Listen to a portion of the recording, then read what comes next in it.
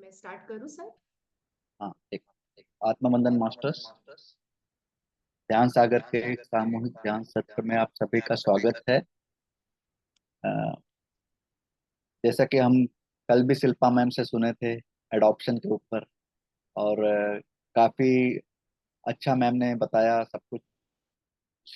बहुत डीप था, बहुत पावरफुल था। मेडिटेशन के साथ साथ ये आत्मज्ञान भी हम सबको मिला। आज इसका कंटिन्यूएशन पार्ट है, जो जिसके लिए हम सभी एक्साइटेड हैं। और हम वेलकम करते हैं शिल्पा मैम को कि वो अपना सेकंड चैप्टर, जो सेकंड पार्ट है, उसको अच्छी तरह से आगे बढ़ाएं इस सब को। Thank you ma'am, welcome. तो थैंक मैम यू। ध्यान कर लेते हैं पहले यस, आधा श्योर। घंटा। यस, तो आत्मबंधन सभी मित्रों को, और फिर से मैं ध्यान सागर की टीम को खूब खूब धन्यवाद करती हूँ कि उन्होंने मुझे आज दूसरी बार इतना अच्छा मौका दिया है। तो चलिए फ्रेंड्स, पहले हम लोग मेडिटेशन करते हैं आधे घंटा, उसके बाद फिर हम कल का जो बाकी है वो आगे का करेंगे। ठीक है? तो चलिए, हम सबको मालूम है हमको आनापान सती ध्यान करना है। तो सबसे पहले जिसने भी चश्मे पहने हैं, चश्मे उतार कर साइड में रख दीजिए। और आनापान सती ध्यान मतलब अंदर आती हुई श्वास और बाहर जाती हुई श्वास को हमको साक्षी भाव से देखना। तो एकदम कंफर्टेबल सिचुएशन में बैठ जाना है। आप नीचे बैठ सकते हैं तो बैठ जाइए, नहीं तो चेयर के ऊपर या सोफा के ऊपर बैठ सकते हैं। पैर को नीचे से ऐसे क्रॉस करके नीचे रख दीजिए और हाथों को ऐसे अंगुलियों को एक दूसरे के अंदर डाल के अपने गोद में रख दीजिए और आंखों को एकदम सहजता से बंद कर दीजिए। और सिर्फ हमको अपने अंदर आती हुई सांस और बाहर जाती हुई सांस के साथ रहना है, उसे साक्षी भाव से देखना है। अंदर आती हुई सांस, बाहर जाती हुई सांस, सांसों की माला में पिरो देना है अपने आप को मित्रों। नहीं कोई मंत्र, नहीं कोई जाप, श्वासों के साथ ही रहना है। विचार आएंगे, लेकिन हमें विचारों के पीछे नहीं जाना है। वो आएंगे और खुद ब खुद चले जाएंगे। हमको सिर्फ अपने श्वासों के साथ रहना है।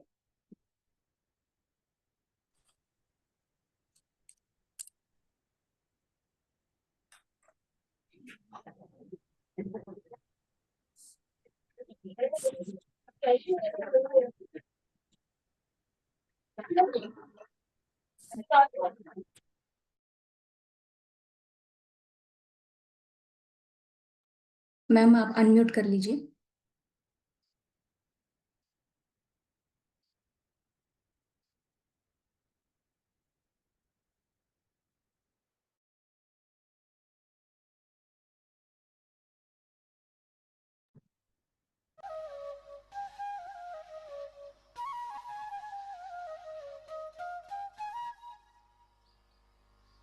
आपका शरीर जो जन्म से लेकर आपके साथ है, वो आपकी हर एक बात सुनता है।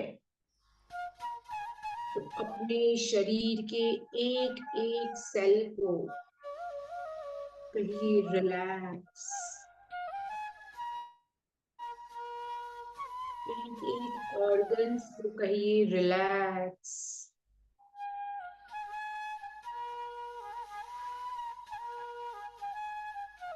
जो भी जाने अनजाने हमने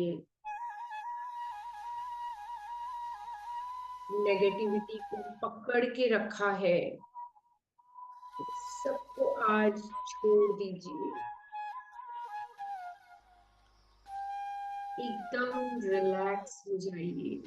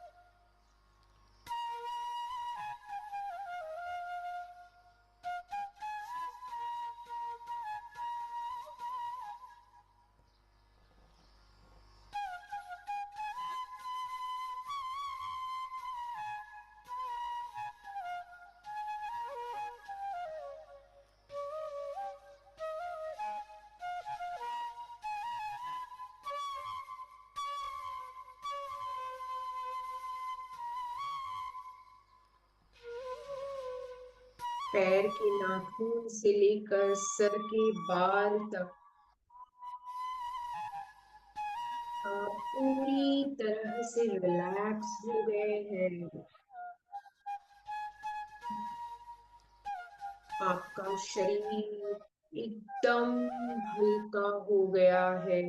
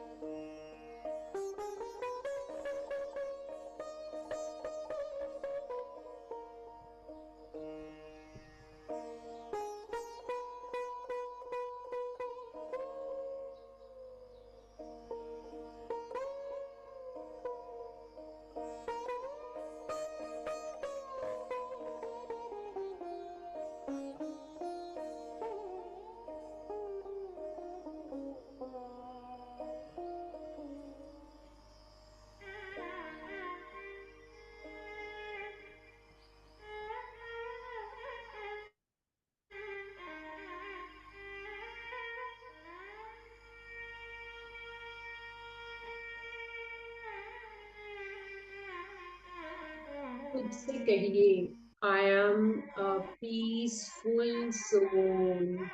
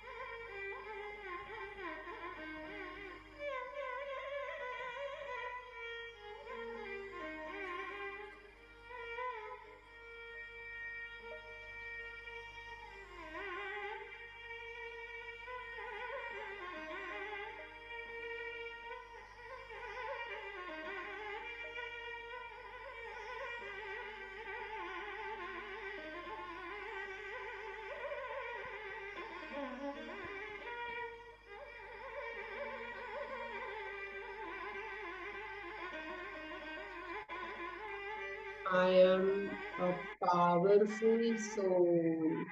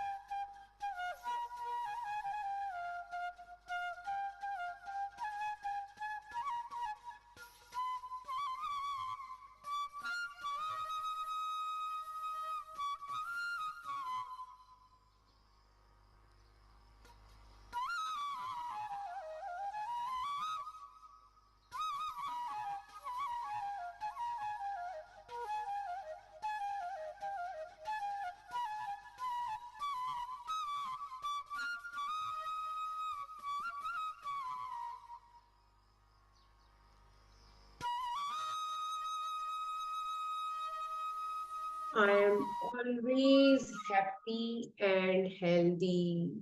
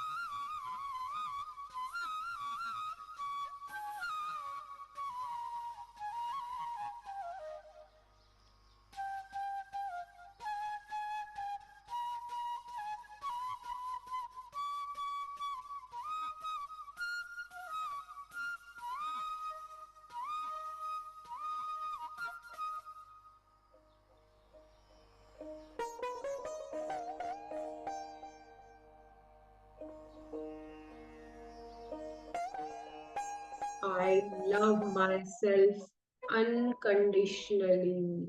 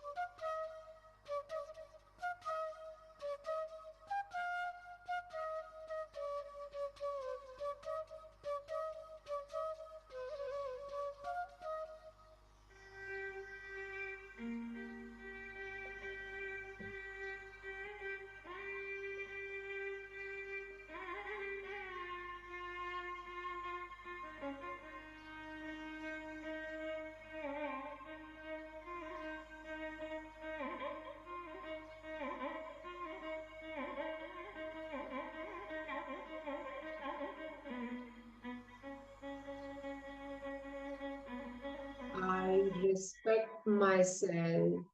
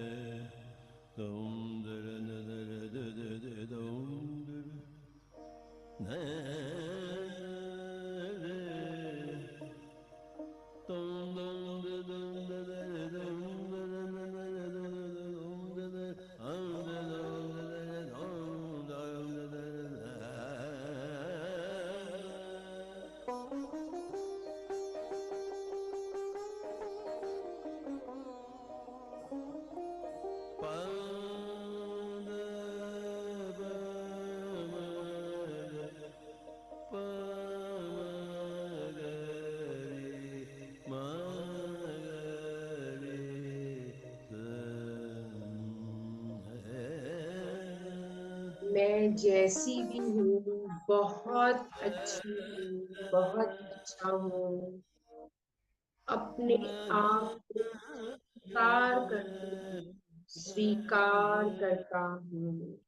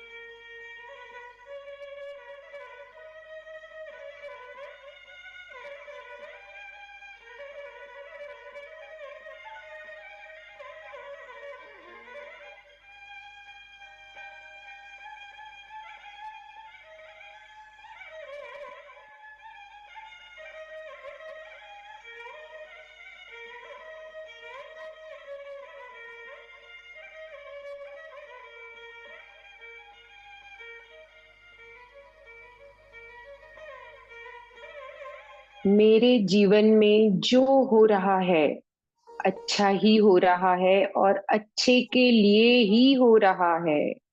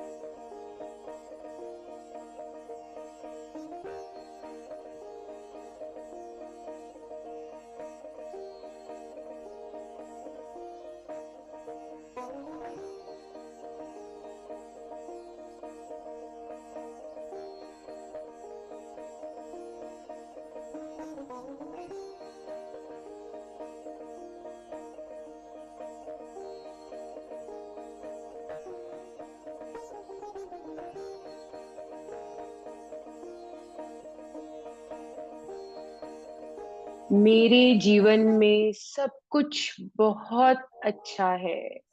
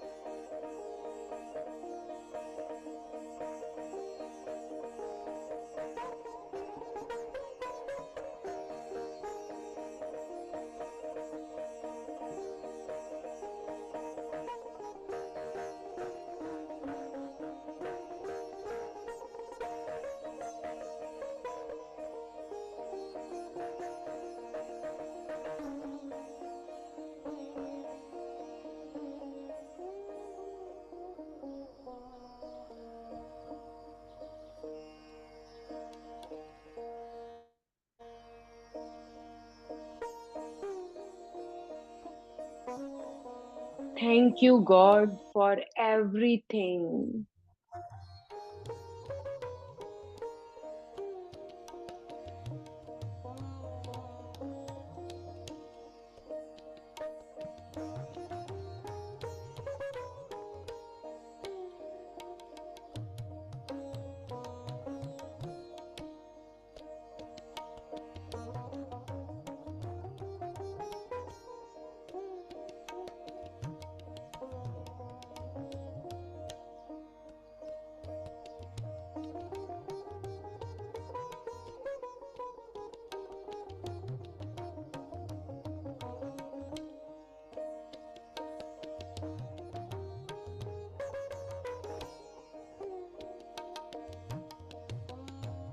लोका समस्ता सुखिनो भवन्तु।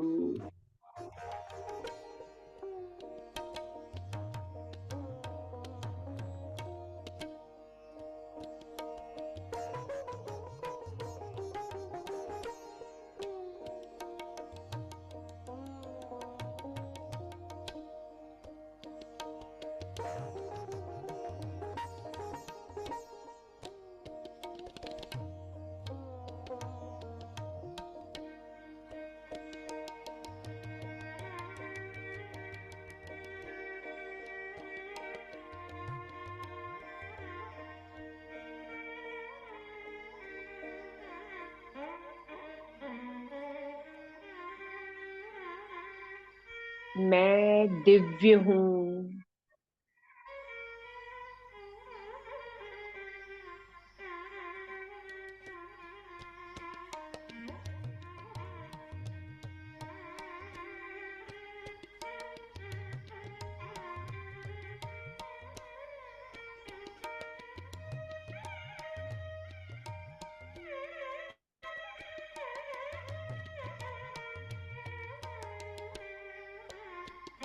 मैं अद्वितीय हूँ।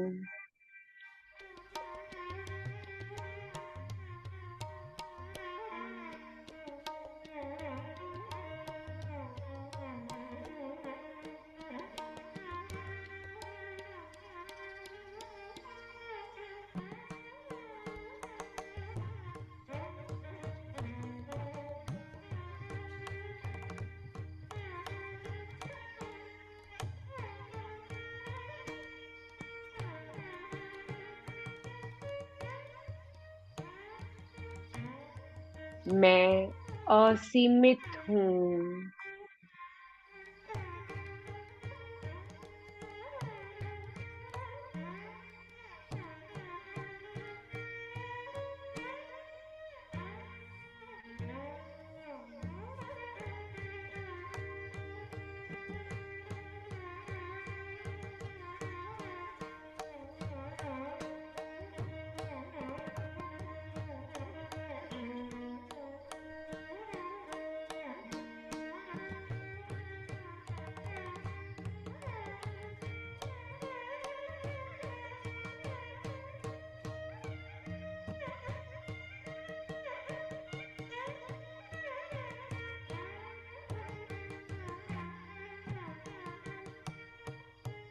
आखिरी 2 मिनट मित्रों।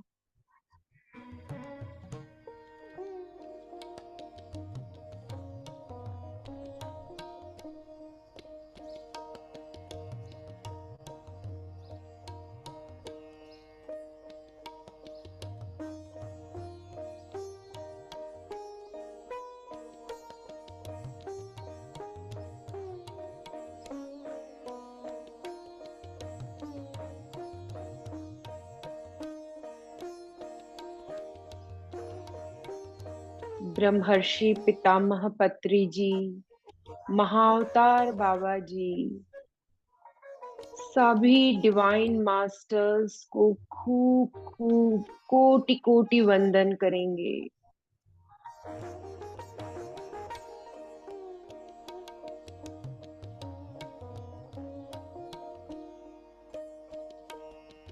और रोबोट स्क्वाड्स के कॉन्शियसनेस के साथ जुड़ जाएंगे, ताकि उन्होंने जो भी योर सोल्स गिफ्ट के माध्यम से हमको समझाना चाहा है, हम अच्छे से उसको समझ सकें।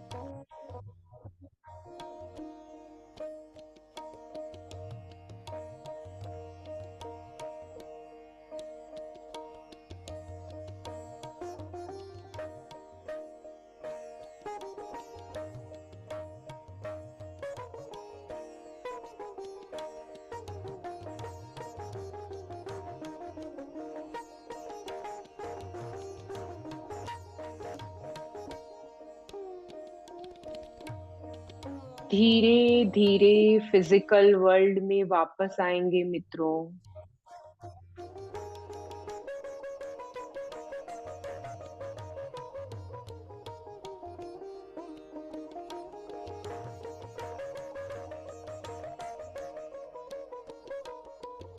अपने पैर को हिलाएं, हाथ की अंगुलियों को हिलाएं, उन्हें महसूस करें।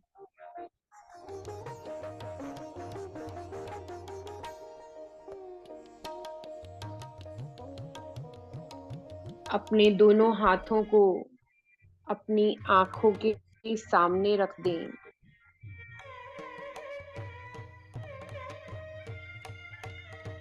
5, 4, 3, 2, 1, 0। अपनी हथेलियों के अंदर ही आंख को खोलें। आपके हाथ में बहुत सारी ऊर्जा आ गई है मित्रों, उसे अपने समग्र शरीर में स्प्रेड कर दें।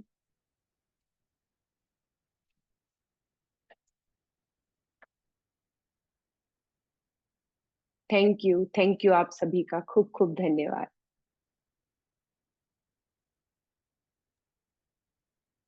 मास्टर्स, आप सभी अपने वीडियोस भी ऑन करें।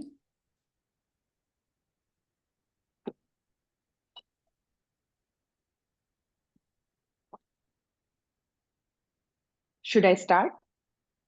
Yes yes ma'am. Okay, thank you. तो फ्रेंड्स, कल हमने जो हमारा ये योर सोल्स गिफ्ट रॉबर्ट स्क्वार्ट्ज द्वारा लिखी हुई पुस्तक है, उसका स्वाध्याय चल रहा है। तो हमने अडॉप्शन के बारे में कल बहुत कुछ जाना, और उससे आगे हम आज अभी जानेंगे। तो हमने क्या जाना कैरल की स्टोरी से, कि कोई भी आत्मा अडॉप्शन क्यों प्लान करके आती है, किस तरीके से प्लान करती है, और जो भी अडॉप्शन प्लान करती है वो हर एक आत्मा बहुत ही ज्यादा पावरफुल होती है, ये हमने कल जाना। और ये जो प्लान होता है वो उनके खुद के सोल के ग्रोथ के लिए होता है। तो अब आगे बताते हैं कि जो भी बर्थ पेरेंट होते हैं, उन्होंने कुछ गलत नहीं किया है, इस बात को समझने के लिए उनको बहुत ज्यादा आत्मिक शक्ति की आवश्यकता होती है। क्योंकि उनके अंदर जो इमोशंस हैं, दुख, दर्द, तकलीफ और गिल्ट के, वो सारे इमोशंस उनके अंदर एकदम डीप जाकर बैठ जाते हैं। तो उस वजह से सेल्फ जजमेंट और असुरक्षा की भावना उत्पन्न होती है उनमें। तो ये सारे जो नेगेटिव इमोशंस होते हैं वो उनके इनर चाइल्ड में जाकर स्टोर हो जाते हैं।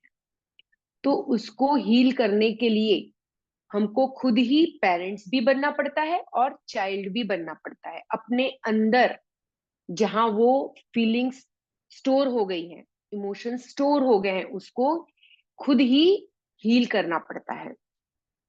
तो इसके लिए कहते हैं कि इनर चाइल्ड हीलर्स होते हैं, हिप्नोथेरेपिस्ट होते हैं, उनकी आप मदद ले सकते हैं। वो लोग, इसमें समय लगता है क्योंकि ऐसा नहीं होता कि एक बार आपने सोचा और वो चीज हील हो गई। It will take time. उनके साथ बहुत सारे सेशंस लेने पड़ते हैं कभी कभी। और इसमें आपका 100% रेडी होना बहुत जरूरी है, क्योंकि वो सिर्फ आपको मदद करते हैं।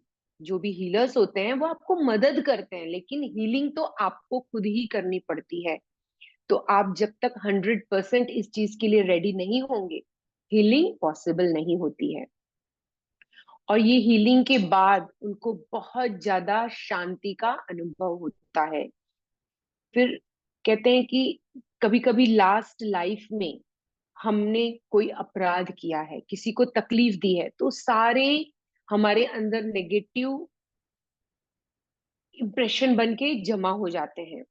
और जब हम इस जीवन में उस नेगेटिविटी को हटाना चाहते हैं, रिलीज करना चाहते हैं, तो हमको बहुत ज्यादा एनर्जी की जरूरत होती है। और कभी कभी हीलिंग के लिए हम जीवन में पेन भी चूज करते हैं। इस तरीके से जो पेन चूज करते हैं, उससे जो हमारे अंदर नेगेटिविटी, जो पिछले जन्म में हमने अगर किसी के साथ कुछ गलत किया है, तो उसका जो नेगेटिव हमारे अंदर जमा हो गया है, वो नेगेटिविटी लव एनर्जी में कन्वर्ट हो जाती है। और आगे कहते हैं कि अर्थ प्लैनेट में जो भी हो रहा है वो किसी ना किसी कारण से हो रहा है। संयोग जैसी कोई चीज ही नहीं होती है। जो भी हो रहा है प्लानिंग से हो रहा है और प्लान्ड ही है। पेरेंट्स के लाइफ में किसी बच्चे का आना भी संयोग नहीं होता है, सब कुछ प्लानिंग से ही होता है। फिर बोलते हैं कि जब कपल के जीवन में बच्चा आता है, तो कभी कभी क्या होता है, कोई कपल बहुत ज्यादा लड़ते हैं, उनमें अंडरस्टैंडिंग नहीं होती है, रिस्पॉन्सिबिलिटी नहीं होती है। लेकिन बच्चे के आने के बाद उनके जीवन में परिवर्तन आ जाता है, उनमें एक अंडरस्टैंडिंग डेवलप हो जाती है, उनका रिलेशनशिप और भी ज्यादा अच्छा हो जाता है, क्योंकि उनका सारा कंसंट्रेशन अपने बच्चे में चला जाता है कि वो बच्चे को बेस्ट में बेस्ट किस प्रकार से दें। तो उनके बीच का जो रिलेशनशिप का गैप होता है वो ठीक हो जाता है और उनका रिलेशनशिप इम्प्रूव हो जाता है। लेकिन कभी कभी बच्चे के उनके जीवन में आने के बाद माता पिता का रिलेशन और भी ज्यादा खराब हो जाता है। बात यहाँ तक आती है कि सेपरेशन की नौबत आ जाती है। तो इस कंडीशन में क्या होता है कि जो माता होती है, उसको कभी कभी ये रियलाइजेशन होता है कि ये जो रिलेशनशिप है वो उसकी आवश्यकता को पूरा नहीं कर पा रहा है। उसे जो चाहिए वो उसे इस रिलेशनशिप से नहीं मिल रहा है, इसलिए फिर उनका सेपरेशन हो जाता है। तो बच्चे का उद्देश्य इस जो सिचुएशन है उसमें माता पिता को अलग करना नहीं होता है। उसका उद्देश्य माता को एम्पावर करना होता है, माता को सशक्त करना होता है। तो बच्चों का कार्य न जीवन में शांति लाना है, न हैप्पीनेस लाना है, और ना ही सेपरेशन करना है। बच्चे का इसमें से कुछ भी कार्य नहीं है। बच्चा अपनी वॉलेंट्री सर्विस देने आता है। वो पेरेंट्स को उसकी लाइफ का डायरेक्शन दिखाता है, उनके जीवन के अनहील्ड पार्ट को हील करता है, उनके ग्रोथ में मदद करता है, और जीवन का जो भी पर्पस है उसको प्राप्त करने में मदद करता है। ये सारी सर्विस बच्चा देता है क्योंकि उसके माता पिता की ये नीड होती है, इसलिए ये सर्विस देने के लिए बच्चा उनके जीवन में आता है। फिर कभी कभी पेरेंट्स मिसकैरेज भी प्लान करते हैं। तो मिसकैरेज का मतलब क्या होता है कि बेबी माता के वुम में तो आता है, लेकिन अर्थ में वो आए उसके पहले ही सोल वर्ल्ड में वापस चला जाता है। तो इस केस में उस बच्चे का क्या पर्पस होता है कि पेरेंट्स में अवेयरनेस लाना, पेरेंट्स के जीवन जीने के तरीके में परिवर्तन लाना। क्योंकि जैसे आजकल हम लोग देखते हैं, आजकल लाइफस्टाइल कितनी चेंज हो गई है, बहुत ज्यादा फास्ट लाइफ हो गई है। लोगों में हुक्का, ड्रिंक्स और विभिन्न तरह के नशे ये देखे जाते हैं। लेकिन जब वो पेरेंट्स बनने की तैयारी करते हैं तो वो ये सब चीज से दूर हो जाते हैं। उनको एक समझ में आता है कि ये सब चीजें हमारे लिए ठीक नहीं है। लेकिन कुछ लोग होते हैं जो ये चीज को नहीं समझ पाते। तो जब उनके साथ अगर कुछ ऐसा मिसकैरेज जैसी सिनेरियो क्रिएट होता है तो वो समझते हैं कि हमने कुछ गलत किया है, इसलिए ऐसा हुआ। तो वो हेल्दी लाइफस्टाइल को अपनाते हैं उसके बाद। तो यही कि बच्चे उनके जीवन जीने के तरीके में परिवर्तन की आवश्यकता है, इस बात का उनको एहसास करवाते हैं। तो ये जो सोल होती है जो बच्चे के रूप में आती है, वो हमेशा अत्यधिक विकसित होती है। वो पेरेंट्स के ग्रोथ में मदद करने के पर्पस से आती है, स्वेच्छा से आती है और लविंग सर्विस देती है। ये वो बच्चे का रोल होता है। उसके बाद बताते हैं कि सोल बच्चे के रूप में अडॉप्शन का निर्णय क्यों लेती है, उनसे प्रश्न पूछा जाता है। तो कहते हैं कि कई कारण होते हैं उसका। एक कारण होता है कार्मिक बैलेंस। तो कार्मिक बैलेंस में जैसे हमने पहले भी देखा कि हमने अगर पिछले जन्म में किसी को तकलीफ दी है, किसी को पीड़ा पहुंचाई है, और हम उसका संतुलन चाहते हैं इस जीवन में, दूसरों को जो पीड़ा पहुंचाई है उसके संतुलन की बहुत ज्यादा चाह होती है उस आत्मा में। ये कोई सजा नहीं होती, न ही कोई उसे मजबूर करता है, वो खुद ही ये चीज चूज करते हैं। तो उस वक्त इस अपराध भाव को क्लीन करने के लिए, इस अपराध भाव से बाहर निकलने के लिए वो खुद ही उस आत्मा के साथ इस तरीके का चूज करके आते हैं कि मेरे को अडॉप्शन के लिए दे दिया जाए जन्म लेके। कभी कभी इसका कारण फ्रेंडशिप भी होता है। फ्रेंडशिप मतलब कि जो उनके अडॉप्टेड पेरेंट हैं उनके साथ वो उनको माता पिता के रूप में स्वीकार करना चाहते हैं, चाहते हैं कि हम उनके बच्चे बन के इस दुनिया में आए। क्योंकि वो आत्मा बहुत समय से एक दूसरे को पहचानती है, तो वो एक दूसरे के साथ पृथ्वी में जीना चाहते हैं और ग्रो करना चाहते हैं। लेकिन किसी कारण से वो पेरेंट्स उस बच्चे को जन्म दे नहीं सकते।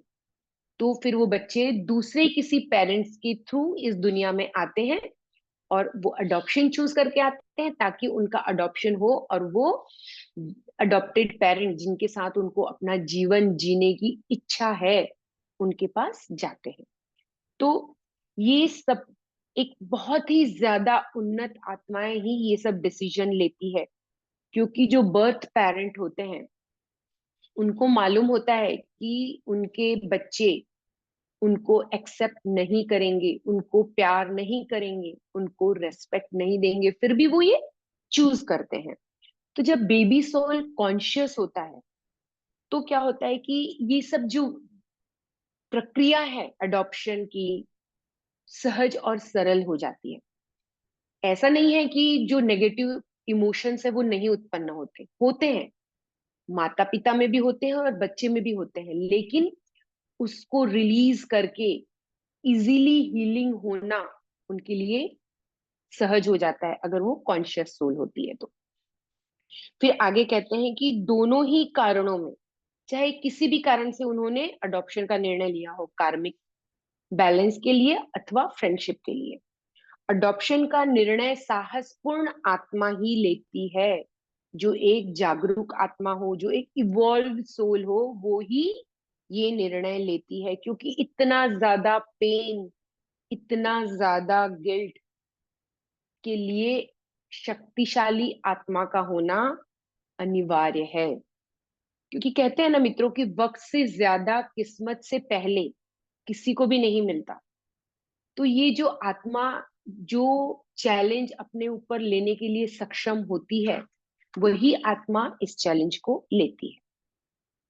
उसके बाद आगे अडॉप्टिव पेरेंट्स की हीलिंग के बारे में बताते हैं कि जो अडॉप्टिव पेरेंट्स होते हैं उनकी हीलिंग कैसे होती है। तो उनमें क्या होता है कि उनको सबसे पहली चीज होती है कि उनको अपेक्षा छोड़ना होता है। अपेक्षा मतलब हर एक पेरेंट इस दुनिया में सभी ये चाहते हैं कि उनको अपना खुद का बच्चा हो, खुद का बेबी हो। कोई भी किसी और के बच्चे को अपने बच्चे की तरह स्वीकारने को इजीली रेडी नहीं होता है। तो वो पेरेंट्स भी पहले तो यही कोशिश करते हैं कि उनका खुद का बच्चा हो।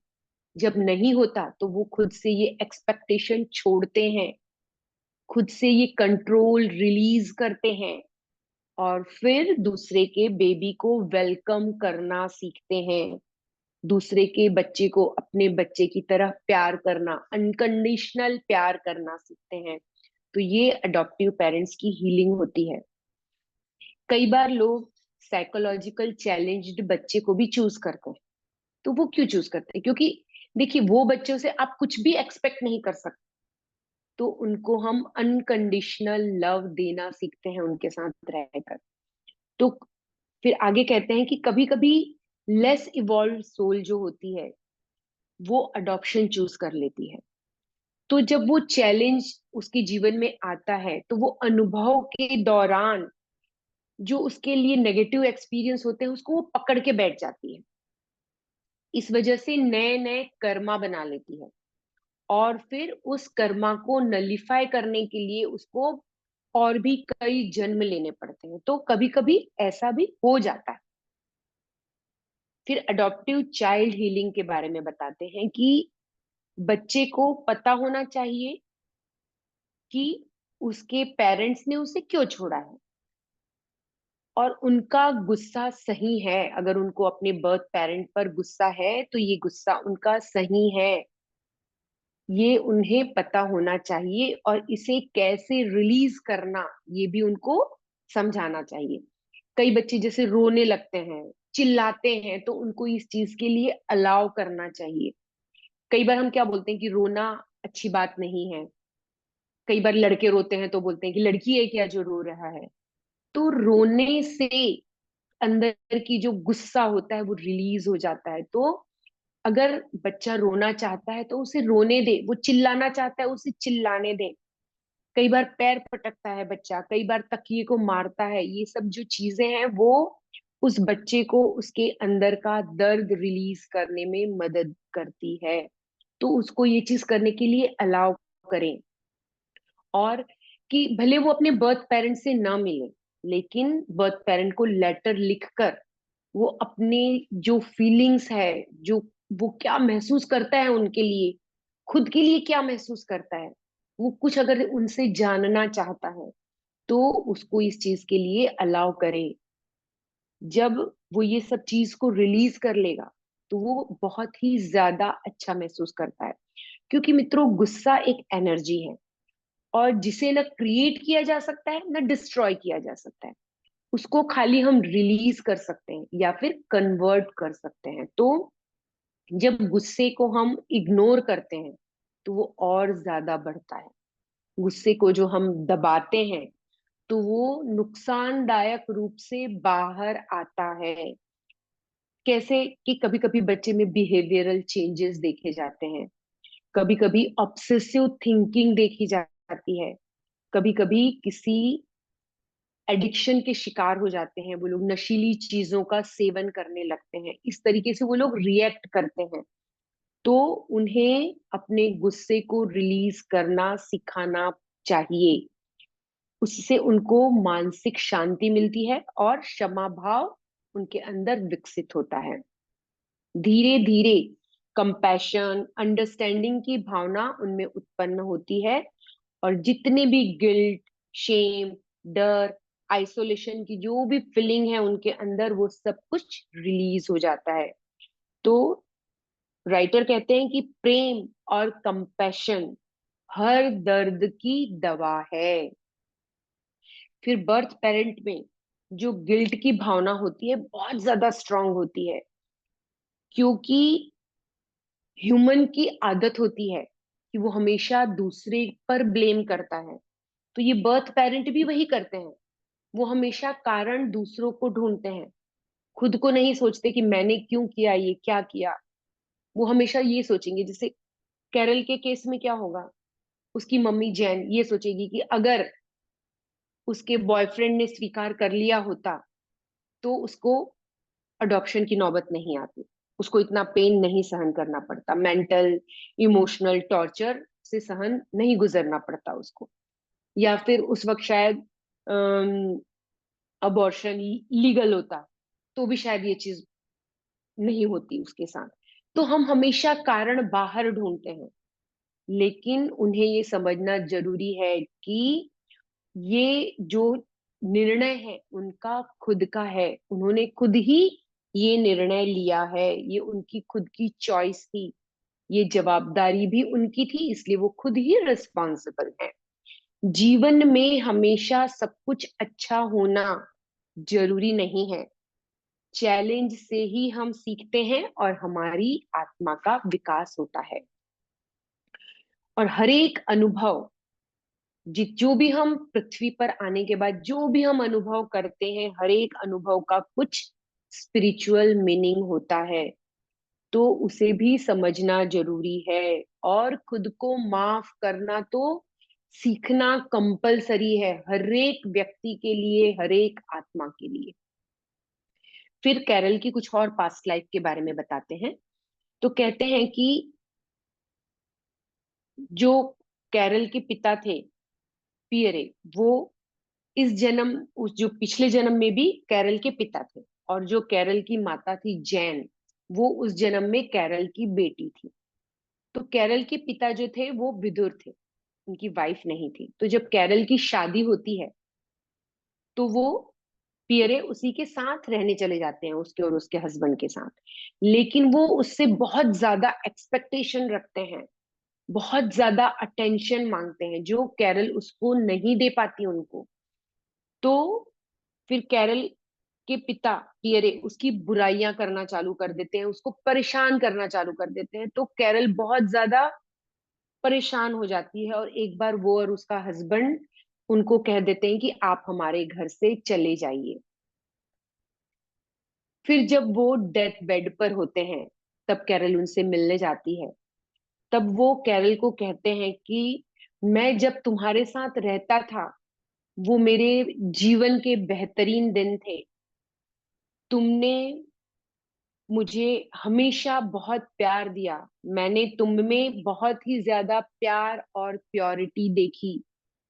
मैं यही दोनों गुण खुद में चाहता था, लेकिन मेरे में वो दोनों गुण नहीं थे, इसलिए मैं तुमसे जलता था, मुझे तुमसे जलस होती थी, इसलिए मैंने बहुत ही गलत काम किया है और तुम्हारे साथ मैंने गलत बर्ताव किया है। तो कैरल कहती है कि उसी को बैलेंस करने के लिए इस जन्म में कैरल एक कमजोर बच्चे के रूप में उनसे जन्म लेती है और उनके आत्मा के विकास में इम्पोर्टेंट रोल प्ले करती है। तो पियरे की आत्मा, जब ये चैनलिंग हो रहा है, तब पियरे की आत्मा कैरल के लिए एक मैसेज भिजवाती है कि तुमने मुझे सबसे गहरे अंधेरे का सामना कराया है, और यह कार्य आपने एक छोटे कमजोर बच्चे के रूप में प्रेम पूर्वक किया। आप मेरे लिए एक अनमोल देवदूत हैं। ये कैरल के जो पिता हैं वो कैरल को संदेश भिजवाते हैं। और जैन जो पिछले जन्म में उसकी बेटी थी कैरल की, तो वो जैन जो थी उसके साथ कैरल का रिलेशन कुछ अच्छा नहीं था, वो कैरल की कोई बात मानती नहीं थी, अपनी मनमर्जी करती थी। यहाँ तक कि वो ऐसे व्यक्ति से शादी कर लेती है जो कैरल को बिल्कुल पसंद नहीं होता है। तो कैरल उसको फाइनेंशियल या किसी भी तरीके से हेल्प करना बंद कर देती है। तो उस वजह से क्या होता है कि वो उसको उसके जीवन में बहुत सारी कठिनाइयां आती है, बहुत सारी तकलीफ आती है उसके जीवन में। और फिर जब उसकी बेटी की मृत्यु भी बहुत जल्दी हो जाती है, तो उस जन्म में उसको ये मौका नहीं मिलता कि वो अपनी बेटी के साथ अपना रिलेशन सुधार सके। इसलिए इस जन्म में जैन को कैरल अपनी माता के रूप में चूज करती है और उसे इस बात का रियलाइज करवाती है कि मैं आपका रिस्पेक्ट करती हूँ, मैं आपको प्यार करती हूँ। और इस तरीके से जैन की आत्मा को भी हीलिंग में वो मदद करती है। फिर चैनलिंग मीडियम कैरल को बताते हैं कि तुम्हारी लाइफ में 4 लेसन थे। एक था सेल्फ जजमेंट छोड़ना, दूसरा अपने ऊपर किसी भी अथॉरिटी को नहीं मानना, तीसरा अपने हार्ट को पूरी तरह ट्रस्ट करना, और चौथा हर चीज में सुंदरता देखना। तो ये सारे जो लेसन थे कैरल ने बहुत अच्छी तरीके से सीखे हैं। फिर उसकी एक और लाइफ के बारे में बताते हैं, जिस लाइफ में कैरल नर्स थी। वो बहुत ही रिस्पॉन्सिबल थी और बहुत ही अच्छे से अपनी ड्यूटी करती है, अपने सारे जो हायर अथॉरिटी हुए उनकी सारी बातें मानती है, और उसकी जितने भी पेशेंट होते हैं सभी के साथ उसका बहुत ही अच्छा रिलेशन होता है। वो उनके साथ बहुत प्यार से मिलती हैं, बातें करती हैं, उनके दुख दर्द सुनती है, समझती है। लेकिन उसके जो सीनियर डॉक्टर्स होते हैं उनको ये चीज नहीं पसंद आती। तो वो लोग उसको कहते हैं कि हमें अपने पेशेंट के साथ प्रोफेशनल रहने की जरूरत है, फ्रेंडली रिलेशन बनाने की जरूरत नहीं है।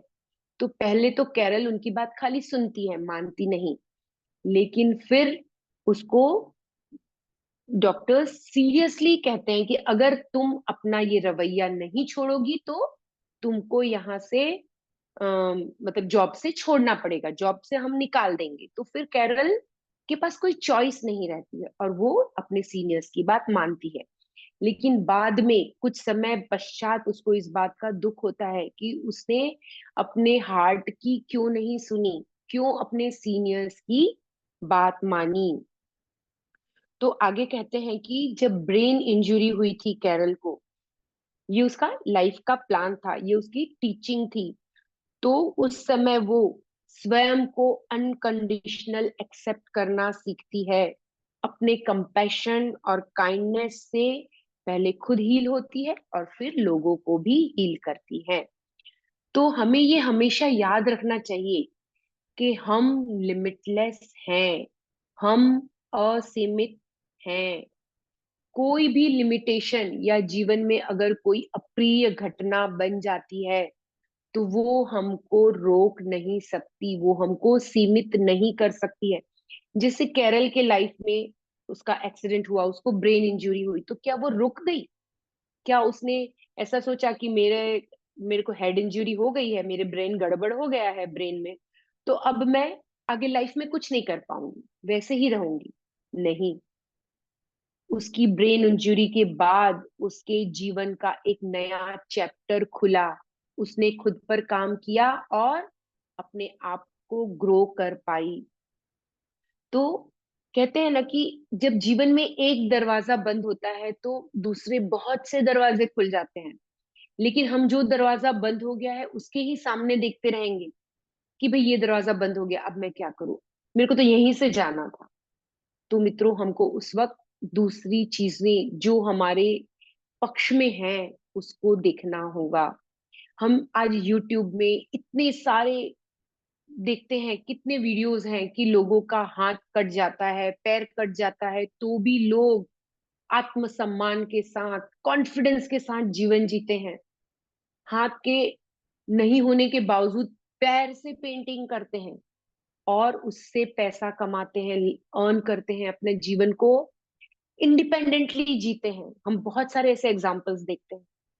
तो अगर कोई अप्रिय घटना घटती है तो उससे लेसन लेना है हमको और आगे बढ़ना है। उसको हमको अपने जीवन में लेके हताश नहीं हो जाना है। फिर आगे कैरल को कहते हैं कि वह अपने इनर पाथ पर बहुत ही अच्छे से, बहुत ही सुंदरता से चली है। लोगों को उसने प्यार दिया भी है और लोगों से प्यार लिया भी है। उसने अपने इनर वुंड को बहुत ही अच्छे से हील किया है, तो उसे इस चीज के लिए प्राउड फील करना चाहिए। उसे हताश और दुखी होने की जरूरत नहीं है। हम कभी भी जीवन में, आगे कहते हैं गाइड्स की, हम जीवन में कभी भी अकेले नहीं हैं। हमें कभी भी ऐसा नहीं सोचना चाहिए कि हम जीवन में अकेले हैं। ऑलवेज एंजल्स, गाइड्स हर एक रास्ते में हमारी मदद करने के लिए तैयार होते हैं। हमें जब जब सलाह की जरूरत होती है, वो सलाह देने के लिए भी तैयार होते हैं। जब भी हम गिरते हैं तो वो हमें संभाल लेते हैं। इसलिए हमें कभी भी हताश, दुखी नहीं होना चाहिए, नेगेटिव जोन में नहीं जाना चाहिए और अपने आप पर ट्रस्ट करना चाहिए। फिर कैरल की एक और पास्ट लाइफ बताते हैं कि उस पास्ट लाइफ में भी वो नर्स थी, लेकिन वो जो हैंडीकैप बच्चे थे, हैंडीकैप पीपल होते हैं, लोग होते हैं, उनकी उस जन्म में हेल्प करती है। तो वो उन लोगों में भी सुंदरता देखती है, उन लोगों में भी मासूमियत देखती है, क्योंकि कैरल एक शक्तिशाली आत्मा थी। इसीलिए दूसरी आत्माओं में उसे लाइट दिखती थी। फिर जो उसके हस्बैंड है बैरी और उसकी बेटी है आन्या, उसके बारे में बताते हैं कि बैरी, आन्या और कैरल एक लविंग फैमिली बनाना चाहते थे, इसलिए उन्होंने एक दूसरे को चूज किया था। तो कैरल और बैरी का क्या वो था कि दोनों को सेफ्टी चाहिए थी, लव की नीड थी। वो दोनों ऐसा सोचते थे कि हम लोग उतने अच्छे नहीं हैं, हम जो भी करते हैं उसमें हमको अनसक्सेस मिलती है, हमने कुछ भी जीवन में कभी अचीव नहीं किया है। ये सारी डर की भावना, ये सारे गिल्ट उन दोनों के अंदर थे। तो इन सब से बाहर निकालने के लिए आन्या उनके जीवन में आई थी। तो आन्या एक समझदार थी और वो हार्ट को फॉलो करती थी। तो वो अपने माता पिता को एनकरेज करती है, उनको सिखाती है कि हार्ट को फॉलो करना चाहिए, खुद पर भरोसा करना चाहिए और हमेशा खुश रहना। ये सब चीजें आन्या अपने पेरेंट्स को सिखाती है। और आन्या अपने पेरेंट्स को क्यों चूज करती है? क्योंकि पिछले कुछ लाइफ टाइम से आन्या बहुत ज्यादा पावरफुल थी, तो वो एक संतुलन चाहती थी। इसलिए वो कैरल और बैरी को अपने पेरेंट्स के रूप में चूज करती है। तो कैरल और बैरी उसको सेफ्टी प्रदान करते हैं, एक स्टेडीनेस, स्थिरता प्रदान करते हैं और उसको जीवन में रास्ता दिखाते हैं।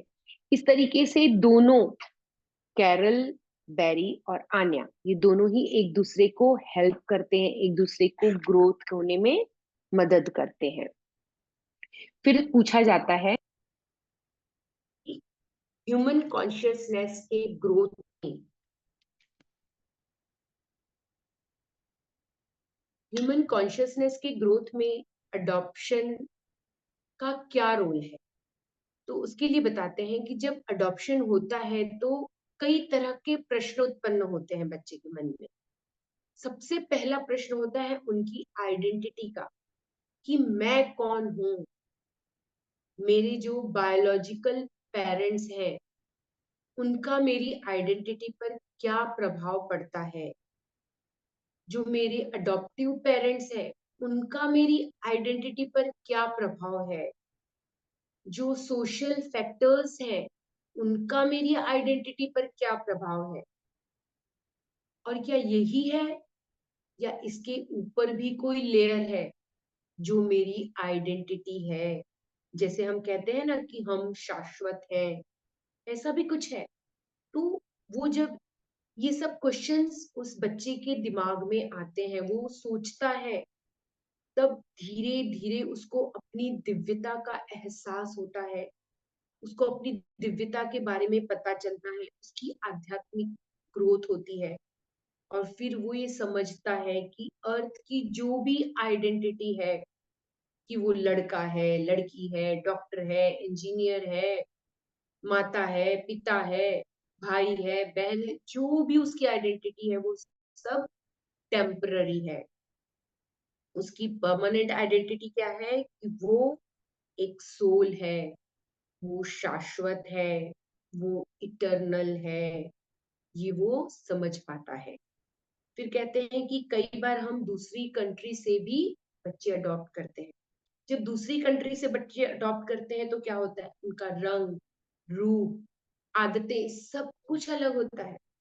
हम अफ्रीका से बच्चे लेंगे तो वो ब्लैक होते हैं, अमेरिका के बच्चे गोरे होते हैं, ईस्टर्न कंट्रीज के बच्चे का दिखना अलग ही होता है। आदतें, हर एक कंट्री के बच्चे की आदतें अलग होती है। तो जब हम दूसरे कंट्री से बच्चे गोद लेते हैं तो माता पिता उनको जज नहीं करते हैं, तो इससे यूनिटी कॉन्शियसनेस डेवलप होती है। और फिर आगे कहते हैं कि हम ऐसा समझते हैं पृथ्वी पर आकर कि सफरिंग, पेन, तकलीफ, इन सब से ही हम सीखते हैं, उनसे ही हमारी आत्मा का ग्रोथ होता है। लेकिन ऐसा नहीं है, ये सारी चीजें कंपलसरी नहीं है। अगर आपकी आत्मा का ग्रोथ करना है तो हमको पेन चूज करना जरूरी नहीं है। लेकिन होता क्या है कि जब हम अर्थ में आते हैं तो अर्थ में आकर यहाँ के माया जाल में हम ऐसे फंस जाते हैं कि हम सब कुछ भूल जाते हैं। और हमारी आत्मा जब ये डिसीजन लेती हुए सोल वर्ल्ड में, तब उसको मालूम रहता है कि शायद मैं अर्थ में जाके भूल जाऊं। इसलिए वो अपने जो गाइड होते हैं उनको ये कह के आते हैं कि अगर मैं भूल जाता हूँ तो आप ये घटना मेरे जीवन में बनाइएगा, कराइएगा, लाइएगा ये घटना, जिससे मैं अपने जीवन के पर्पस को याद कर सकूं और फिर से ऑन ट्रैक हो सकूं। तो इसीलिए ये सारी परिस्थितियां क्रिएट होती हैं, हमको अपने जीवन का पर्पस याद दिलाने के। और आगे कहते हैं कि 80% से करीब आत्माएं अडॉप्शन पहले से ही चूज करके आती हैं, सोल वर्ल्ड में ही वो ये निर्णय लेके आती है कि उनको अडॉप्शन करवाना है। फिर गाइड ये कहते हैं कि जब भी हम कोई चैलेंज प्लान करते हैं तो ऐसा नहीं होता है कि हमने एक बार चैलेंज प्लान कर लिया तो कंपलसरी हो गया कि वो जो प्लान हुआ है उस हिसाब से ही हमको आगे चलना पड़ेगा।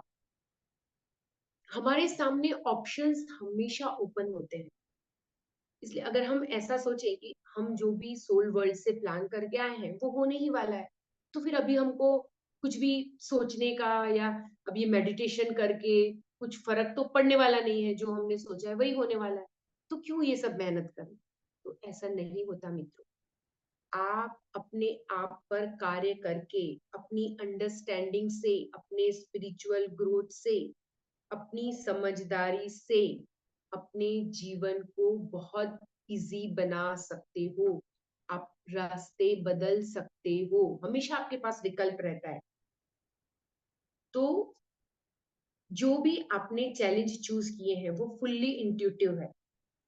आपने हार्ट से फील किया और वो चूज किया कि मेरे को मेरे जीवन में ये चीजें चाहिए।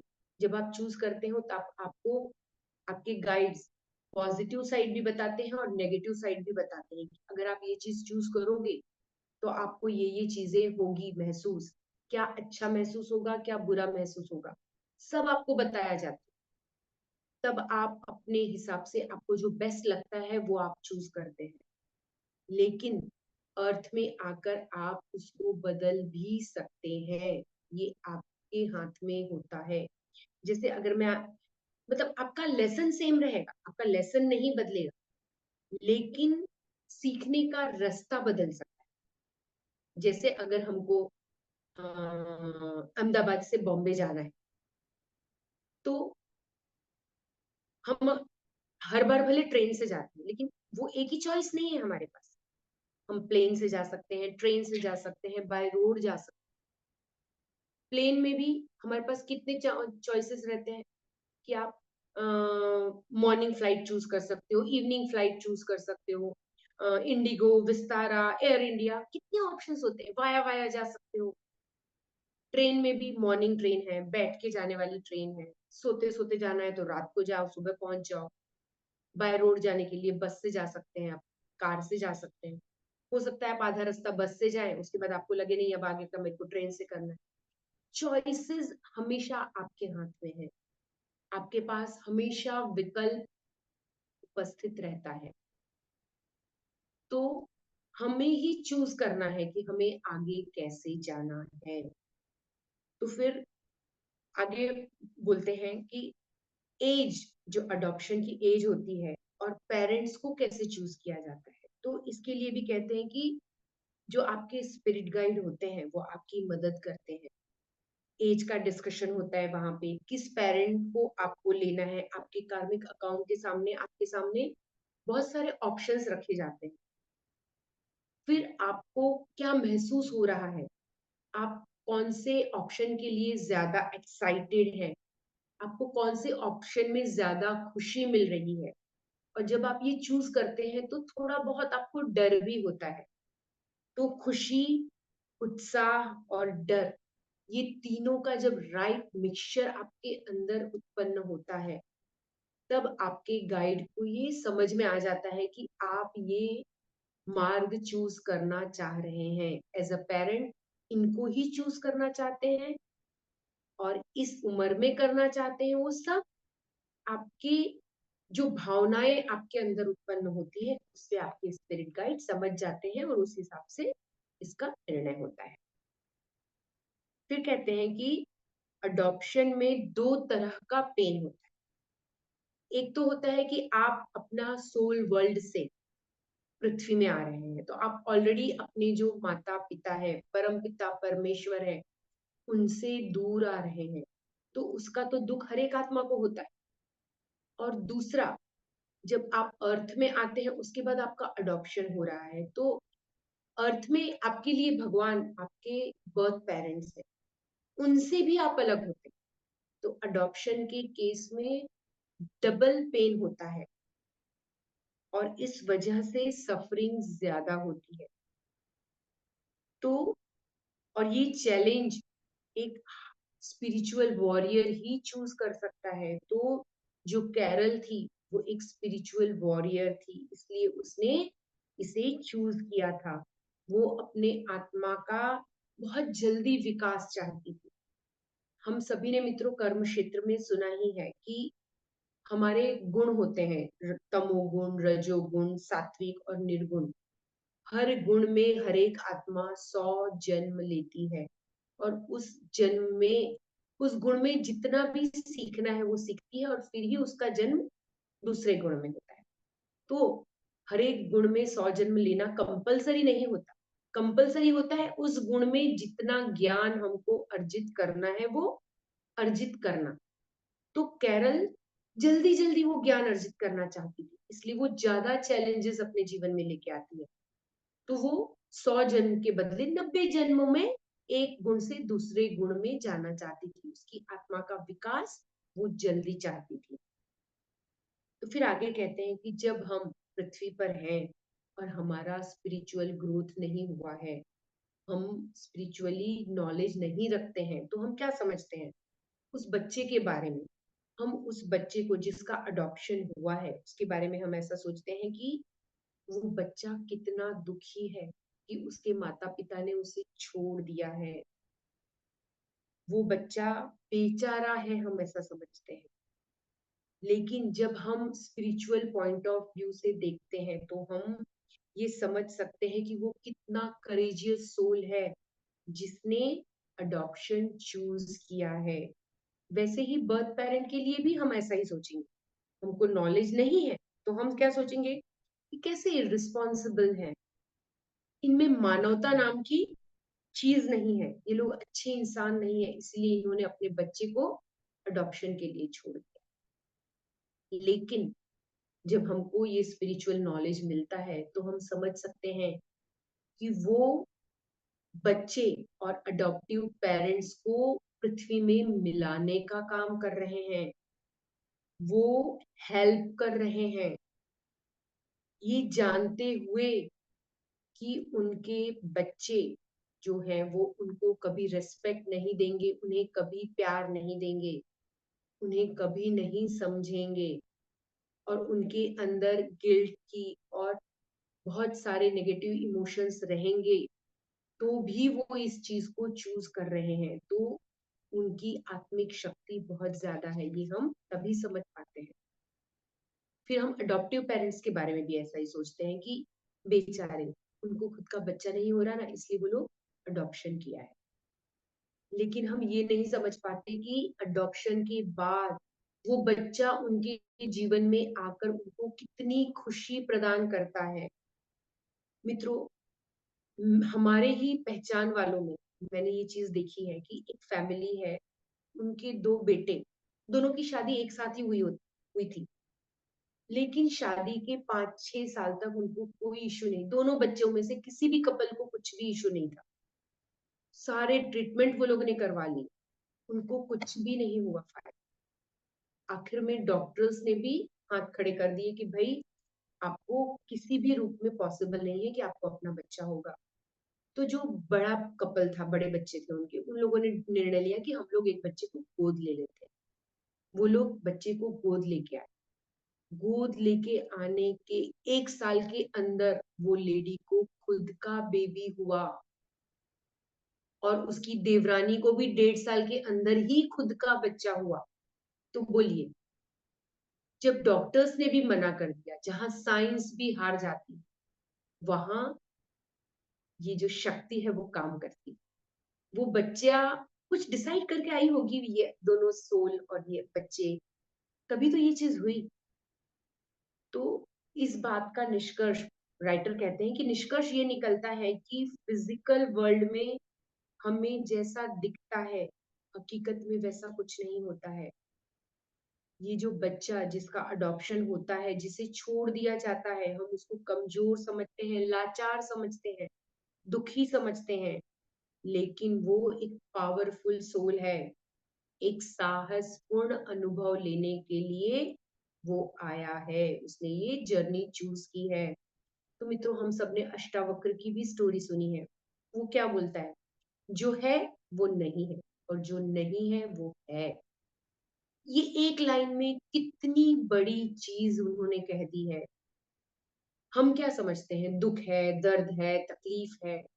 एक्चुअल में वो कुछ भी नहीं है। और हम जो नहीं देखते हैं कि हम एक सोल है, हम असीमित हैं, हम सब एक हैं, ये एक सनातन सत्य है। हम इस पर विश्वास नहीं करते, लेकिन ये ही सत्य है। तो प्रत्येक आत्मा अपना अपना रोल प्ले कर रही है।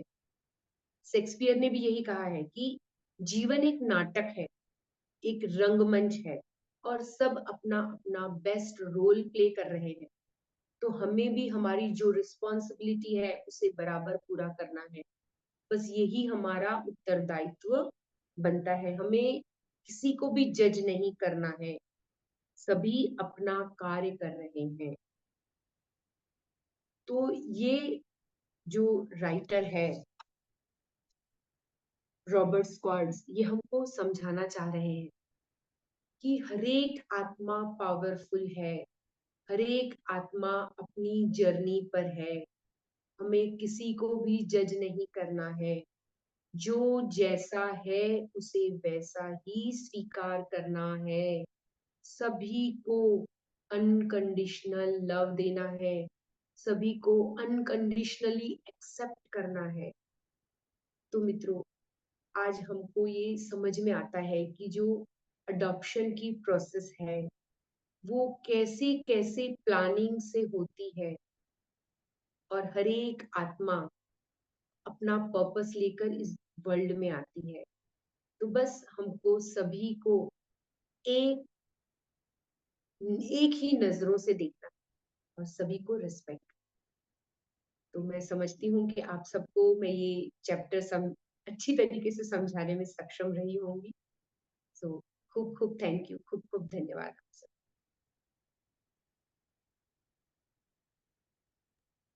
बहुत ही अच्छे तरह से मैम, सक्षम, बहुत ही अच्छे तरीके से।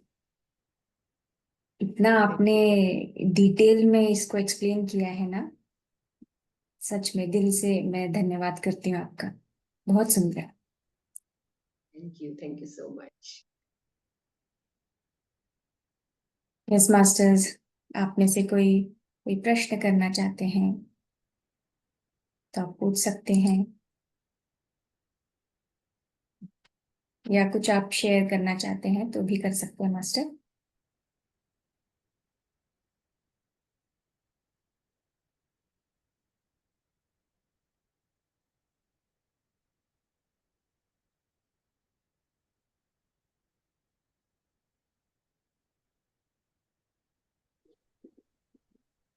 आत्मवंदन मास्टर्स, आत्मवंदन मैम। बहुत बहुत आत्मवंदन। धन्यवाद। बहुत बहुत धन्यवाद आज के स्वाध्याय के लिए। और बहुत अच्छा स्वाध्याय था। और आपने जो अंत में जो लाइन बोली, टैग लाइन, दैट जीवन एक नाटक है और हम सब अपना बेस्ट रोल यहाँ पे देने आए हैं। तो बहुत अच्छा आपने बोला।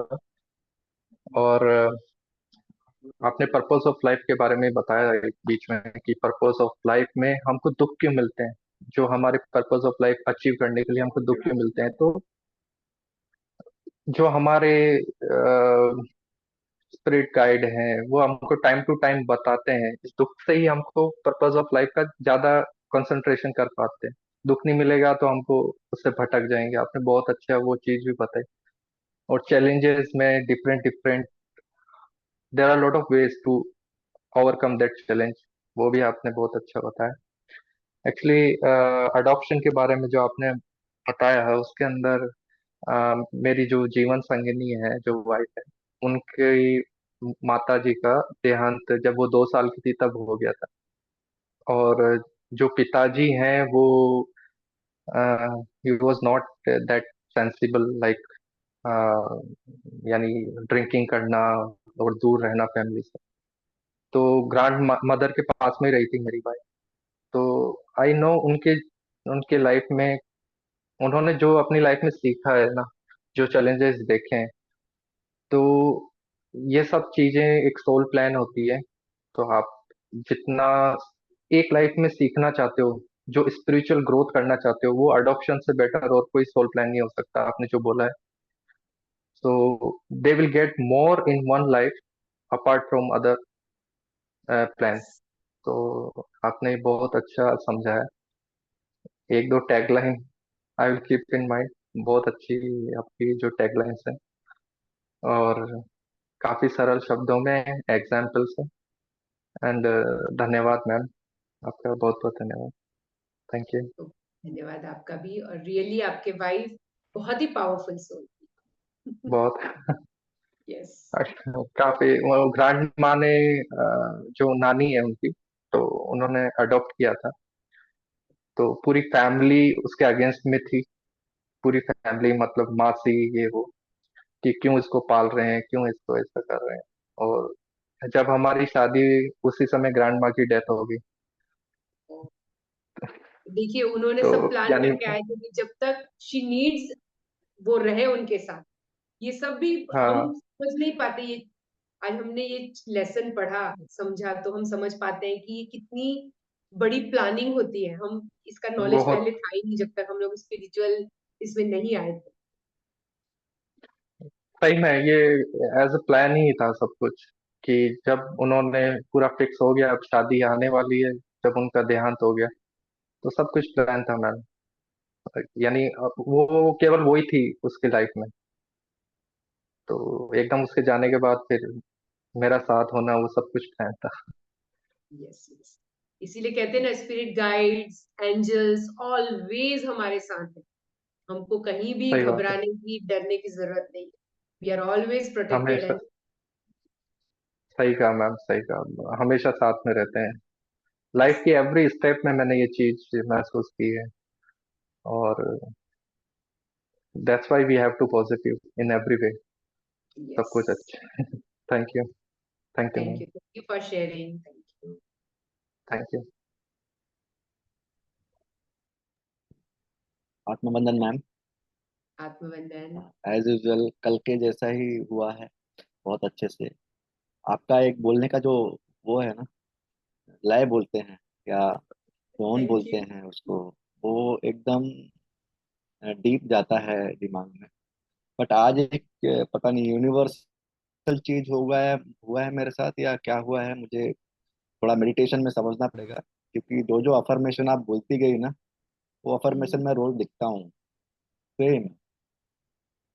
अगर मेरी सॉरी, वो डायरी देखेंगे affirmation तो वही अफर्मेशन में, जो आप रोज लिखते अफर्मेशन हैं? आपने बुलवाया ना, ओके। वो रोज मैं लिखता हूँ। I am a powerful soul, I am a happy and okay. Blissful soul, okay. I am a healthy and fit soul, and thank you God for giving me good health. तो मुझे समझ में नहीं आ रहा था लिंक हो गया क्या, एकदम टोटल लिंकिंग लग रहा था। ऐसा लग रहा था कि यूनिवर्स ही आपसे बुलवा रहा है कि वापस बार बार इसको प्रैक्टिस करो, खाली लिखने से नहीं होता, बोलना भी चाहिए। तो, लिखने से तो नहीं बोलना होता, भी पड़ेगा। बोलने से भी नहीं होता, वी हैव टू फील। कल यही चीज बोले थे ना फील। कि 100% इस हाँ चीज को बट हमको महसूस करना है, तो ये चीजें हमारे लिए बेनिफिट होगी, खाली बोलने से और लिखने से नहीं। बट हाँ बट मैम, एक चीज मैंने मतलब अपने लाइफ में भी नोटिस किया है, जो किसी मूवी में भी बताया है, कि इस चीज को जो हम बार बार करते हैं ना, 100 बार प्रैक्टिस करते हैं उससे डर लगता है, एक बार प्रैक्टिस करते हैं उससे डर नहीं लगता। तो मैं वो फिलोसफी को अडॉप्ट करता हूँ। आपने शायद मूवी देखा होगा, चांदनी चौक टू चाइना, देखा है? यस। यस। तो उसमें बोलता है ना कि आप, मुझे उस मूव से डर नहीं लगता जो तुमने एक बार प्रैक्टिस किया है, मुझे उस मूव से डर लगता है जो तुमने 1000 बार प्रैक्टिस किया है। तो 1000 बार प्रैक्टिस करने का मतलब है उसके सबकॉन्शियस माइंड में वो चला गया और उसका हैबिट बन गया। Yes. So what I believe, वही मुझे थोड़ा सा लुइस एल, जब मैंने पढ़ा था ना, तब वो उन्होंने वहां पे लिखा था कि जितने बार लिखोगे, जितने बार लिखोगे, जो प्रॉब्लम आपको नहीं भी पता है, नहीं भी आप फील कर रहे हो, लिखो लिखो। लिखोगे तो कभी ना कभी वो आपके हैबिट में आ जाएगा, आपको फील हो जाएगा, आपका बोलते हैं ना, डेस्टिनी चेंज हो जाएगा। नहीं तो नहीं, वो तो है। देखिए, हम 100% अगर उस पे ट्रस्ट करते हैं तो वो ज्यादा इफेक्टिवली बहुत जल्दी काम करेगा, लेकिन ये सब चीजें भी काम करती है, नहीं यस यस करती ऐसी मैम, बात नहीं।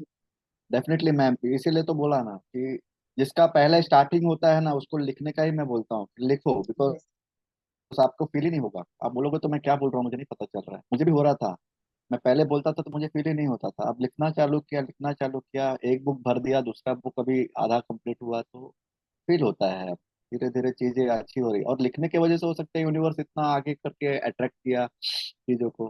बट मोटा मोटा एडॉप्शन चीज है, वो काफी कुछ लागू होता है मेरे ऊपर, मेरी लाइफ से काफी कुछ है।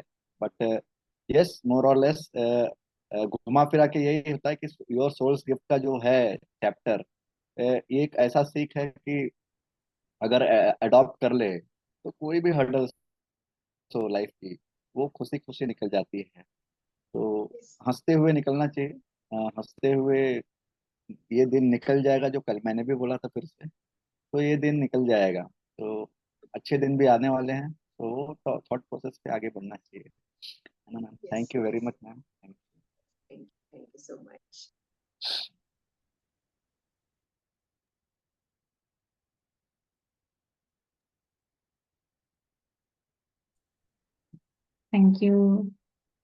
Thank you so much Shilpa ji. Thank you so much ma'am. ये आज कंप्लीट हो गया है या आगे और है इसका? नहीं ना, नहीं, हो गया आज complete. Complete. Yes. Okay, yes. ठीक। थैंक यू सो धन्यवाद मच मुझे मैम। इतना अच्छा मौका देने के लिए। मैंने भी बहुत कुछ सीखा है इससे, so really I am thankful. और मैम आपसे तो रिक्वेस्ट है कि आप जरूर आगे भी हमारे साथ सेशन में जुड़ते जाइए। या बहुत ही श्योर। सुंदर आप तरीके से जो एक्सप्लेन करते हैं ना, बहुत ही सुंदर है ma'am. Thank you. Yes sure, ma'am को थैंक ग्रुप यू में वेरी भी मच। ऐड कर दिया मैम, तो यस। मैम देखती रहेंगे सारे चीज को। तो हम फिर से वेट करेंगे, मैम का नंबर भी है हम लोग के पास अभी, तो फिर वी विल बॉदर बिल्कुल। You ma'am. Sure sure sir. जी ma'am, thank you. Thank you. Thank you सभी मास्टर्स को भी धन्यवाद। आप सभी यहाँ पर जुड़े हैं मास्टर्स। तो हम कल रात को 9 बजे मिलेंगे वापस। चलिए, कल एक ऑटो राइटिंग मैसेज के साथ मिलेंगे। थैंक यू मास्टर्स, धन्यवाद।